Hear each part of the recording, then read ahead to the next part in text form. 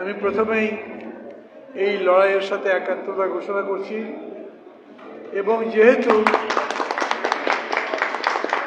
যেহেতু এই লড়াইয়ের সাথে একাত্মতা ঘোষণা করছি, অতএব আপনাদের 7 দফা বসে বসে পড়লাম, আগেও পড়েছি। আমি 7 দফার প্রতিটি দফার সাথে একাত্মতা ঘোষণা করছি।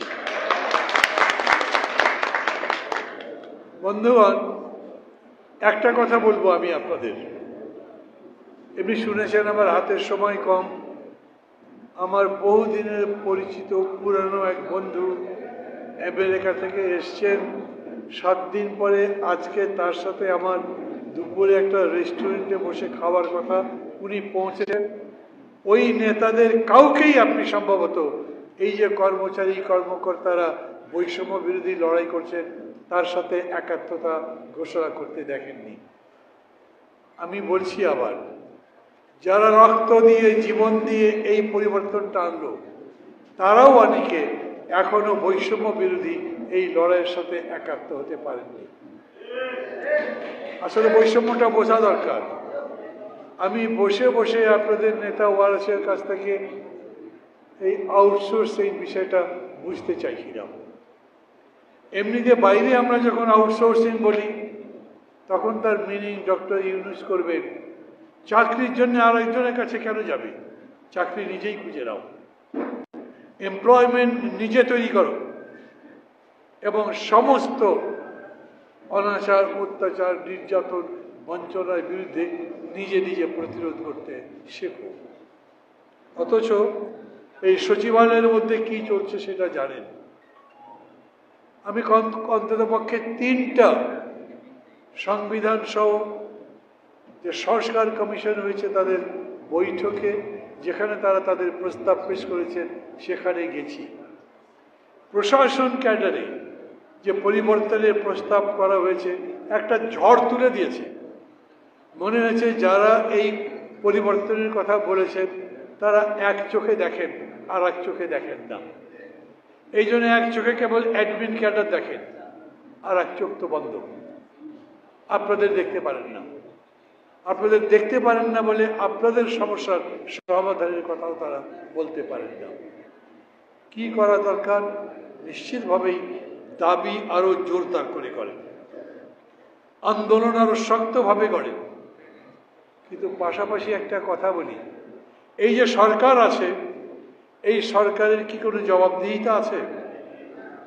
এই সরকার কি আরেকবার ভোটে দাঁড়াবে? এই সরকার নতুন করে পার্টি বানাবে?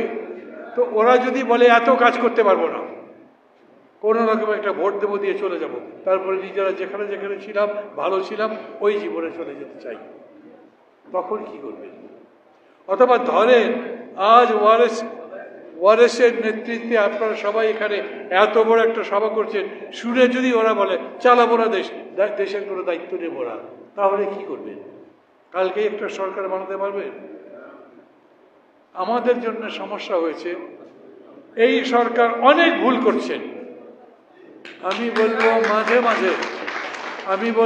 মাঝে মাঝে এমনকি অন্যায়ও করছেন। যেমন আপনাদের প্রতি তাদের যে দৃষ্টিভঙ্গি, সেই দৃষ্টিভঙ্গি ন্যায্য না। এই দৃষ্টিভঙ্গির বদল দরকার। কিন্তু তাদেরকে জোর করে বলতে গেলে তারা সেই কথা শুনছেন না। দেখেছেন একজন রাষ্ট্রপতি আছে, কেউ চায় না, বলেছ আগে স্বৈরাচারের সে প্রতিনিধি, কিন্তু তাকে তারা রেখেছে। আমি ওই ব্যাপারে বিরোধিতা করছি না, কিন্তু আমি বলছি তারা যা করেছেন তাই করছেন, বদলাতে পারছেন না। এই পরিস্থিতিতে আন্দোলনটা এরকম করে গড়ে তুলতে হবে যাতে সাপ মারে লাঠি না ভাঙে। কিরকম করে করবেন? আমি আপনাদের সম্পর্কে যে ধারণা নিয়ে এখানে প্রবেশ করেছিলাম সেই ধারণা খানিকটা বদলে গেল। আপনারা কি একটু ক্লান্ত হয়ে গেছেন? অনেক সময় গেছে বলে কষ্ট বেশি হচ্ছে, সেই কারণে এই রকম বেতন স্কেল পৃথিবীর ইতিহাসে কম আছে, এত বৈষম্যপূর্ণ। এইটার বদল চাই, তাহলে জোর করে চাইবো, অনেকে মিলে চাইবো, সবাই মিলে চাইবো।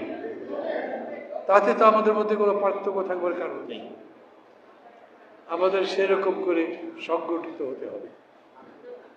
যারা যারা আমার কাছে আপনাদের অভিযোগের কথা বলতে চেয়েছেন তাদের বলি, আমি তো সরকারে নাই, যারা সরকারে আছেন তাদের চিনি। যিনি সরকারের প্রধান তিনি সরাসরি আমার শিক্ষক ছিলেন। আমি আপনাদের বলতে পারি, আজকের পরে যখনই সুযোগ পাব তখনই এদের সাথে আমি আপনাদের এই সমস্যা নিয়ে কথা বলব। কিন্তু কথার জবাব কি হবে সেটা আমার ধারণা আছে। মনে আছে আপনাদের, সরকার ক্ষমতায় আসবার পর থেকে বা দায়িত্ব পাওয়ার পর থেকেই লাগাতার প্রতিদিন আন্দোলন চলত, রাজপথে মিছিল, কোথাও অবরোধ, কোথাও নিজেরা দাবি দেওয়া তুলছে, অবস্থান ধর্মঘট করছে। সরকার তখন বলেছিলেন, আমরা মাত্র এলাম, একটু ধৈর্য ধরেন। আমি এই রকম দেখেছি, পাকিস্তান হবার পরে বলা হতো পাকিস্তান শিশু রাষ্ট্র, বাংলাদেশ হবার পরেও বলা হয়েছে বাংলাদেশ শিশু রাষ্ট্র। যখন দাবি তুলত মানুষ তখন বলতো আমাদেরকে সময় দেওয়া হোক। আর আমি বলি, শিশু রাষ্ট্রের কাছে শিশুরাই যদি আওয়াজ তোলে, দাবি করে, তখন সেই জবাব কে দেবে? মানুষের ক্ষুধা তো বন্ধ থাকবে না, মানুষের খাবারের অভাব প্রতিদিনই যদি হতে থাকে, সেই মানুষের তো ধৈর্য থাকবে না। 5 মাস হয়ে গেছে সরকারের, এখন সরকারের আপনাদের কথা শুনতে হবে। সেরকম করে বলেন, সেরকম করে সংগঠিত করেন। আমি সহ আমরা আপনাদের সাথে আছি। এমনিতে বড় বড় কথা বললেই আপনাদের দাবি আদায় হয়ে যাবে এরকম নয়, বরঞ্চ সত্যি হচ্ছে এই কথাগুলো যুক্তি সহকারে বলতে হবে। যত জায়গায় মানুষ চাকরি করে, ধরেন সেইখানে বেতনের যে কয়টা গ্রেড আছে, প্রত্যেকটা গ্রেডের সাথে প্রত্যেকটা গ্রেডের বৈষম্য আছে। আমি দেখেছি আমাদের সমাজ খুবই অরাজ্য কাজ করে। আমাদের রাষ্ট্র ওই আগে যেরকম বললাম, এক চোখে দেখে আর এক চোখ দিয়ে দেখতে চায় না। তা যদি দেখতো তাহলে বৈষম্যহীন সমাজ গড়বার জন্য এই 5 মাসে একটা পদক্ষেপ নিয়েছে, তার প্রমাণ সরকার দিতে পারবে না। কেন পারবে না?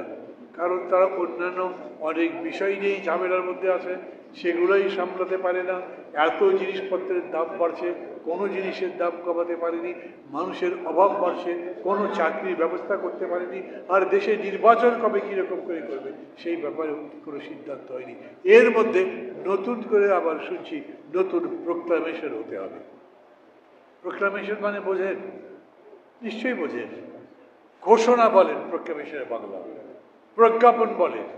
আমি একটা বিশেষ ঐতিহাসিক মুহূর্তে দাঁড়িয়ে বলতে চাই, অতীতের এই সব জিনিস আমি বর্জন করছি, নতুন এই সব জিনিস গ্রহণ করছি। আমার রাষ্ট্র, আমার দেশ একটা নতুন জায়গায় পা দেবে। 5 মাস আগে যে ঘটনা ঘটেছে, তখন এদের কারো মনে হয়নি আমাদের একটা নতুন প্রজ্ঞাপন জারি করতে হবে, একটা প্রোক্লামেশন দিতে হবে। 5 মাস পরে যখন মনে হচ্ছে, তখনও বলছেন কতদিনে জারি করতে পারবো তার কোনো ঠিকানা বলতে পারবো না। তার মানে এই সরকার নিজেও অনেকগুলো বিষয় তার দিক নির্দেশনা স্পষ্ট নয়। আমরা এই সরকারকে কিন্তু সমর্থন করি। কেন? আমাদের কোনো উপায় তো নাই। এই সরকারকে বাদ দিলে কোথায় আছে সরকার? কালই তো নির্বাচন করতে পারবো না।